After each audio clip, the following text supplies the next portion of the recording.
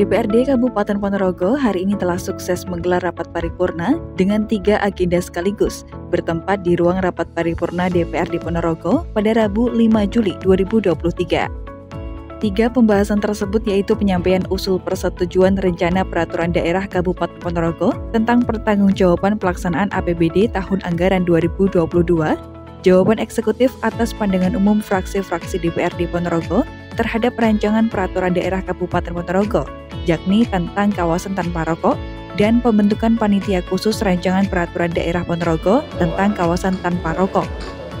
Hadir dalam kegiatan tersebut Bupati Ponorogo Kang Sugiri Sancoko, Ketua DPRD Ponorogo Sunarto SPD, Wakil Ketua, Forkopimda, OPD, jajaran camat, serta 24 anggota DPRD Ponorogo.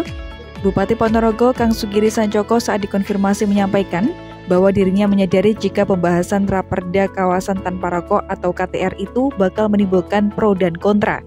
Itu terbukti pendapat anggota Dewan sempat terbelah terkait pembentukan pansus. Dari 8 fraksi yang ada, 2 diantaranya menolak.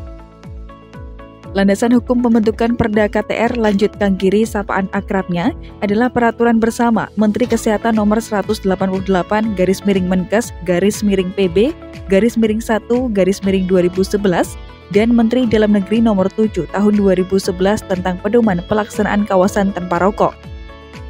Menkes bersama Mendagri mensyaratkan bahwa KTR harus diatur dalam perda yang sebelumnya cukup dengan aturan bupati. Sementara itu, Ketua DPRD Ponorogo Sunarto SPD menegaskan bahwa pembahasan Raperda KTR dilanjutkan ke tahap selanjutnya meskipun ada 2 fraksi yang tidak menghendaki pembentukan pansus.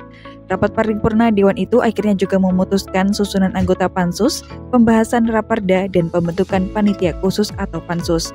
Tindak lanjut dari temuan sudah kami sampaikan dan memang harus segera. Ini kan ya biar diketahui ya, ini adalah tumpukan persoalan yang sudah menaun dan memuluh tahun. Ada istilah menaun dan memuluh tahun. Menaun itu tahun-tahun ini, tahun-tahun berjalan sampai 5 tahun lebih, tapi ada tumpukan persoalan yang sudah puluhan tahun. Kami harus selesaikan itu sehingga biar tidak menjadi catatan terus.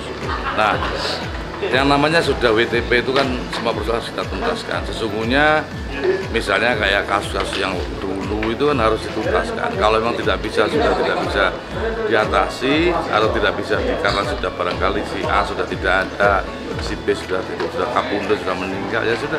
Solusinya seperti apa nanti kita minta pendapat kepada BPK dan BPKP serta KPKNL yang di Madiun itu seperti apa. Tapi pasti ada solusi tengah. Saya tidak ingin setiap catatan, setiap tahunnya keluar itu terus, dan itu bukan PR kami, PR lama, tapi menjadi beban.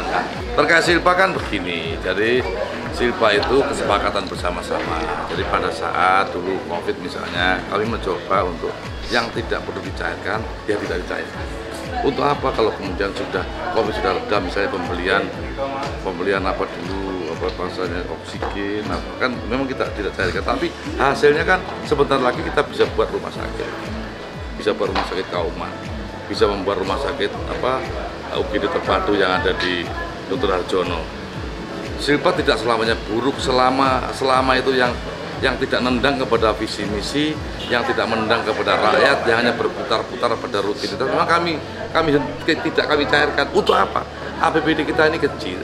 Kalau kemudian kita tidak menciptakan APBD yang barokah yang bisa menjawab tantangan, kan percuma. Maka kemudian ada Silpa, penting untuk kita pikirkan. Silpa itu memang kalau program yang sudah kerakyatan harus kita jalankan, yang langsung bersentuhan dengan rakyat. Tapi yang tidak, buat apa dicair? Ada juga defisit. Kenapa defisit? Ada perencanaan misalnya pada suatu ketika APBD 2022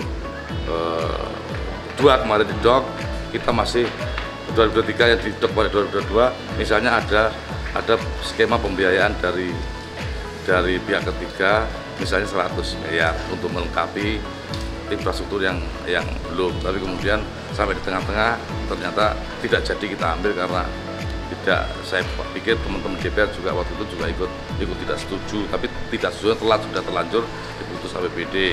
Lalu kemudian akhirnya kan menjadi defisit. Nah, defisit ini penting untuk kita pikir bersama-sama.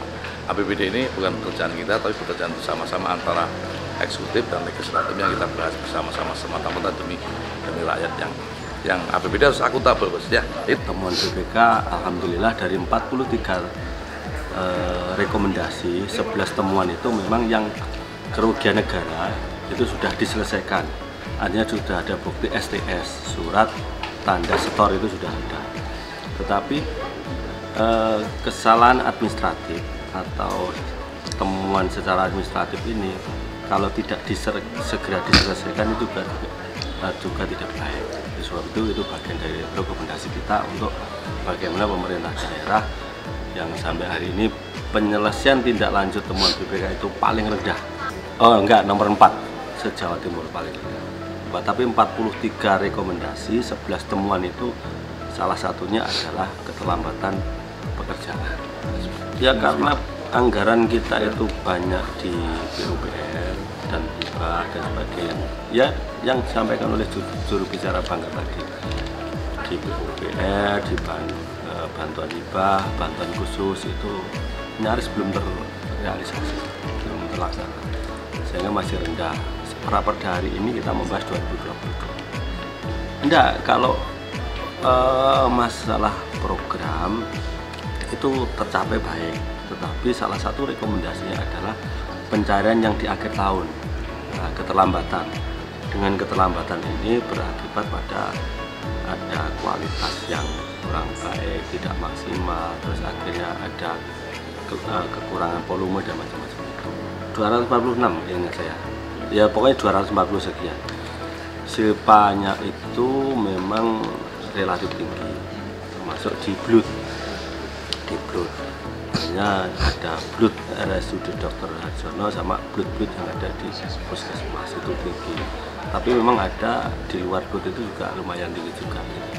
Hampir setiap pendapat pansus yang terkait dengan APBD, kita mesti memberikan rekomendasi salah satunya pemerintah daerah agar melaksanakan APBD tanpa perangkaan politik. Nah, itu sudah kita sampaikan itu. Nah, apakah keterlambatan itu karena faktor itu? Salah satu persepsi kita itu, atau pendapat kita seperti itu, makanya itu selalu kita sampaikan. Dari Ponorogo, Anang Sastro, JKTV melaporkan.